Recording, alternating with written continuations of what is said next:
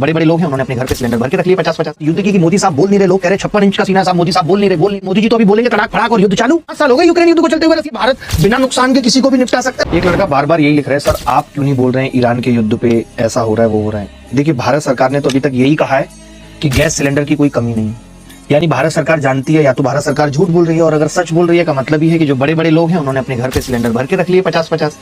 अब जिन लोगों के पास इतना एडवांस में पैसा नहीं है, जो मंथली सैलरी पे चल रहा है, वो तो 1 या 2 सिलेंडर ही रख सकते हैं, उनको तो एक भी नहीं मिल पा रहा है। और रही बात युद्ध की कि मोदी साहब बोल नहीं रहे, लोग कह रहे 56 इंच का सीना साहब, मोदी साहब बोल नहीं रहे। देखिए 2 लोगों के युद्ध में जितना हम शांत हैं उतना बढ़िया है। आप युद्ध को मजाक समझ रहे हैं, जिन देशों में हुए उनको पूछिए। मोदी जी का कुछ नहीं है, मोदी जी तो अभी बोलेंगे तड़ाक फड़ाक और युद्ध चालू, मिसाइलें गिर रही है, मोदी जी बंकर में निपटेंगे तो हमारा आप और हमारे बच्चे।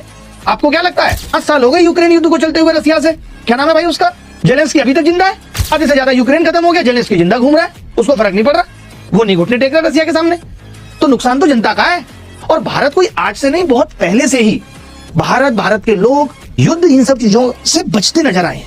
भारत को पता है कि युद्ध में अपना नुकसान ही नुकसान है और जनता और मुश्किल में पड़ जाएगी। अभी आप सिलेंडर के लिए परेशान है, आपने देखे ना बांग्लादेश के हालात, आपने देखे हैं पाकिस्तान के हालत, आप देख रहे हैं, आपने गाजा पट्टी के हालत देखे हैं, माँ बाप चले गए, छोटे छोटे बच्चे हैं, कैसे के खाने के लिए कैसे तरस रहे हैं, तड़प रहे हैं। भारत के पास शायद अभी उतने रिसोर्सेस ना हो कि भारत बिना नुकसान के किसी को भी निपटा सकता है, वो भारत की स्थिति नहीं है, हमें भी पता है। अब मान लेते हैं कि मुझे मालूम है मैं बार बार यही चीज करके जलील करूं, नहीं, ये तो मुश्किल वक्त है, मुझे शांति की कामना करनी है, पूरे देश को एक साथ खड़ा होने की। ठीक है भाई, प्रधानमंत्री जी जैसा सोच रहे हैं वो सही है।